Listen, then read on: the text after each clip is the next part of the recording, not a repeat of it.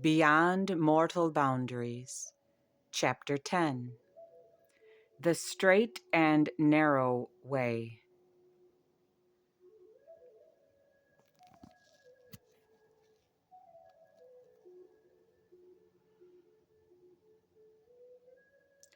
In the book of St. Matthew, chapter 7 and verse 14, is given the following: Enter ye in at the strait gate, for wide is the gate, and broad is the way that leadeth to destruction, and many there be that go in thereat, and many there be which go in thereat.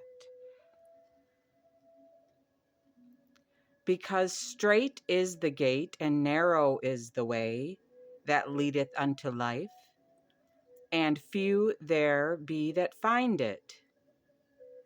This road that leads to life is the road of overcoming, in that a man need never die. Such is a portion of Christ's precious teachings, and every wearing organization in Christendom is positive that it alone is traveling that sacred narrow path that leads to life eternal. Yet they all follow the beaten path of earth into the grave, as Isaiah proclaimed in his 53rd chapter and 6th verse, as follows: All we like sheep have gone astray. We have turned everyone to his own way. Or as Paul declared in Romans 3:23, for all have sinned and come short of the glory of Prime Creator. Or as given in Psalms chapter 49 verses 9 to 14, that he, man, believed that he should still live forever and not see corruption.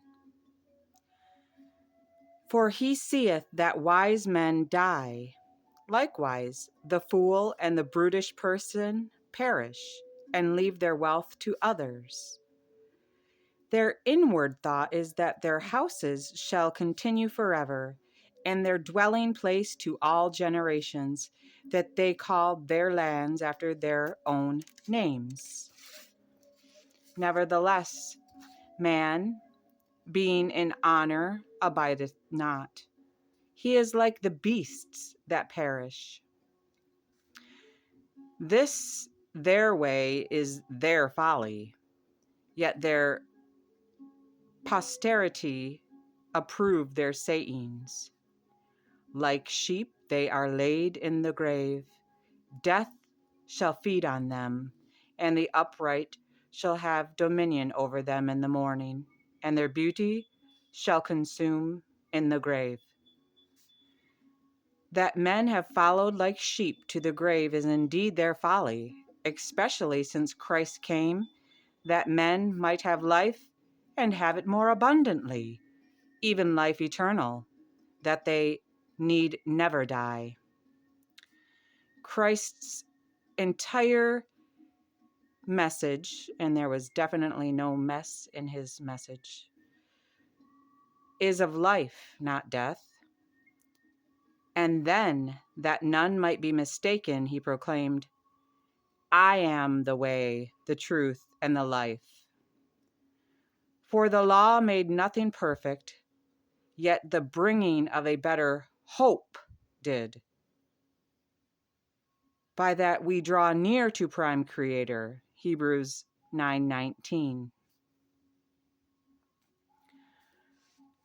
Then comes the marvelous revelation given in 2 Peter chapter 1, verses 3 and 4, according as his Christ's divine power hath given unto us all things that pertain unto life and godliness, through the knowledge of Christ that hath called us to glory and virtue. whereby are given unto us exceeding great and precious promises, that by these ye might be partakers of the divine nature, having escaped corruption that is in the world through lust. Here indeed is the definite promise that man could partake of the divine nature and escape corruption, which comes through lust. Remember, always is given this information. The wages of sin is death. Yet because we have gone on down the centuries satisfied with our mortal inclination, we truly have all fallen short of the glory of Prime Creator, though Prime Creator's promises of life eternal have been there all the time for us to only open our eyes to see. The above promise that we might be partakers of the divine nature and escape from corruption is verified in the ancient information that man can evolve from the man kingdom into the God kingdom. If he partakes of the divine nature and escapes corruption, then he would have to evolve beyond mortality. Man has, through love and devotion, the power to become a partaker of the divine nature and to escape the grave and death, that he need not follow the beaten path of mankind into the grave like sheep.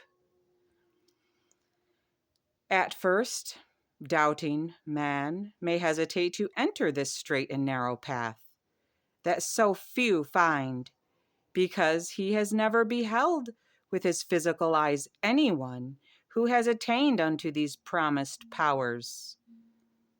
Yes, who has beheld anyone in this day and age who has been born of the Spirit, as Christ explained to Nicodemus? One who could come and go as the wind, and no one would know from where he came or where he went. These who are born of the Spirit are truly wrapped in the power and glory of their Maker, and are sent forth to do the greater works. Yet because individual mortal man has not yet beheld such glorious manifestation of Prime Creator's power and fulfillment, many hesitate to make the slightest effort to travel the highway of the gods. They cling to the ugly mortal way of corruption and death, thinking that is all there is. Yet now let us examine 2 Corinthians chapter 4, verse 18, is as follows. While we look not at the things that are seen, yet at the things that are not seen, for the things that are seen are temporal, earthly, mortal, and sometimes grubby. Yet the things that are not seen are eternal.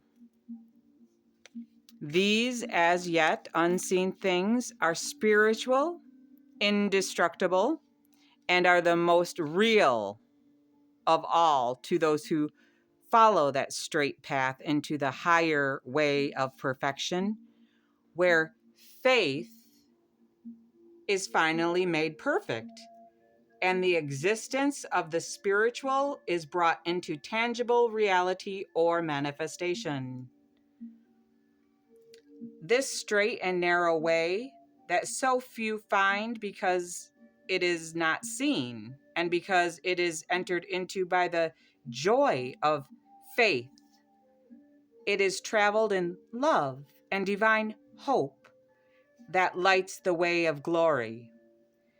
This sacred path is an unfolding of exquisite beauty, as one's understanding opens to encompass the dynamic truths that it involves. It is a pathway that is intangible to the mortal, physical senses and experiences at first, yet as one enters it,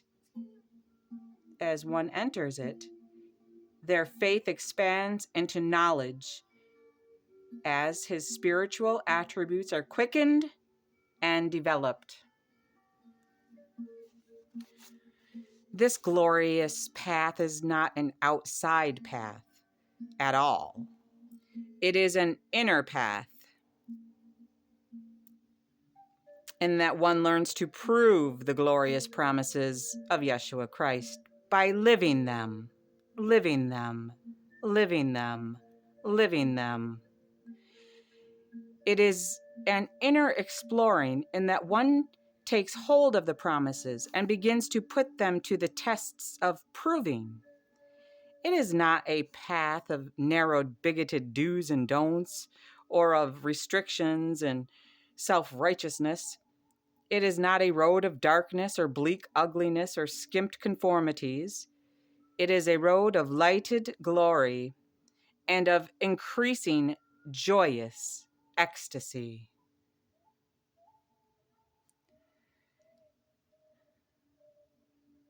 It is a road of promises, the great and mighty promises of Prime Creator. It is traveled by faith, as one lays hold of the best gifts, casting out his own doubts, as one begins to look at the promises and desires to prove them. That is actually to prove Prime Creator and Prime Creator's power to fulfill. He must exercise faith. No doubting man can travel this sacred road of fulfillment. Only by faith can it be traversed, this glorified road to Sion, and that a fool need not err, yet over that the wicked cannot pass. To travel this sacred road of glory, one must cast out his fears and his failures and his great wickedness of unbelief. These books that Prime Creator has commanded me to write contain the complete map, cosmic map, I am, to this exalting pathway and to the great glory to that the pathway leads. It is a road of praise and of love and of singing gratitude. There is no darkness, nor sorrow, nor evil, for Christ is the way. Christ is the light of it. Christ is the unfolding revealer of it. Christ is the joy of it.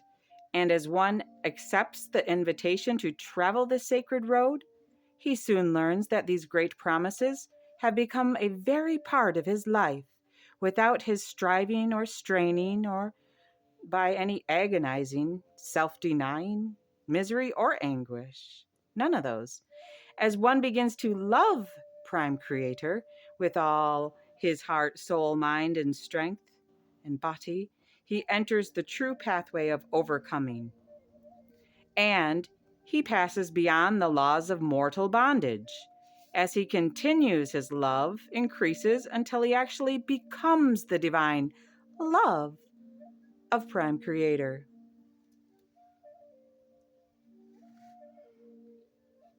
And he who is perfected in love is born of Prime Creator. Whosoever is born of Prime Creator doth not sin, for his seed remaineth in him, and he cannot sin because he is born of Prime Creator.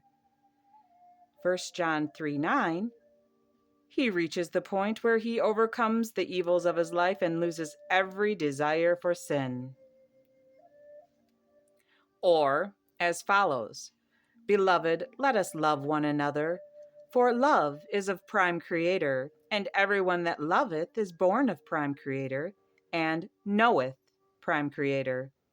And this is life eternal. 1 John 4, chapter 4, verse 7.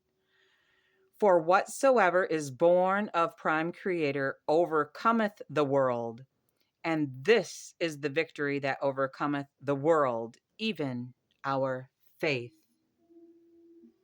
1 John 5:4, or as Christ declared at his trial, I have overcome the world. John chapter 16, verse 33. Thus it is fully revealed that faith is the power of overcoming, and faith contains the knowledge and the power by that one learns to cast out or overcome the doubts and fears and travels in a full hope of all the holy promises that Prime Creator has given unto the children. We know that whosoever is born of Prime Creator sinneth not. Yet he that is begotten of Prime Creator keepeth himself, and that wicked one touch him not. 1 John 5:18. In other words, he enters upon this straight and narrow way of promise and glory in that the darkness of evil and doubting of self is overcome and left behind. This divine pathway is the pathway of love being perfected until it casts out all fear and all doubting. It is the path of faith made perfect. This glorious path is not a long, difficult road, yet one of prayer and hope and rejoicing as faith reveals each day its increasing glory and unfolds its truths in the power of the divine promises of Almighty Prime Creator. As one continues along this road or pathway of increasing light and rejoicing, he comprehends that his eyes have truly become single to the glory of Prime Creator. And the promise is, and if your eyes become single to my glory, you shall be filled with light and comprehend all things. And there shall be no darkness in you, and I will unveil my face unto you, etc. As one holds his eyes single to the glory of Prime Creator, he begins to absorb that light, or to bring it forth. How else could he be filled with light? And it is most assuredly true that as one travels this glorious straight and narrow path, it becomes increasingly more beautiful and joyous and desirable. For the nearer man approaches perfection, the clearer are his views and the greater are his enjoyments, until he overcomes the evils of his life and loses every desire for sin, and like the ancients, arrives at the point of faith, where he is wrapped in the power and glory of his Maker and is caught up to dwell with Prime Creator. This glorious condition is accomplished not through dying, yet through living and overcoming. Later on in this record, the full wonder of this promise will be revealed. This is a pathway of almost unspeakable joy and glory, as the weaknesses of the flesh are automatically overcome and left behind like ugly, discarded, moth-eaten rags. Yet this is not a road of dark, dismal, ugly taboos and narrow-minded restrictions. It is not a road of commands and obligations at all. It is a pathway of choosing and willing and of glorifying Prime Creator in a joy of exquisite gladness. This straight and narrow way is the path of promise, as one travels it in an expectancy of joy and ecstasy, joy and ecstasy, joy, as he and she perfects the love of Prime Creator within him and herself, until it becomes a fountain of living water, springing up into everlasting life. This love becomes a fountain so life-giving, so real, and so desirable, one who partakes of it need never die. And Christ invited all to come and partake of the waters of life freely. Christ invites all mankind to drink of these living waters, for they are offered without price. These glorious, almost incomprehensible promises have been waiting down the centuries for men to begin to open up their minds and hearts, and that they might believe, and in believing begin to travel this road of glory by faith. This straight and narrow way is the path of Prime Creator. It is the straight and narrow way that leads to life eternal. It is the road of unutterable glory that so few find because they are seeking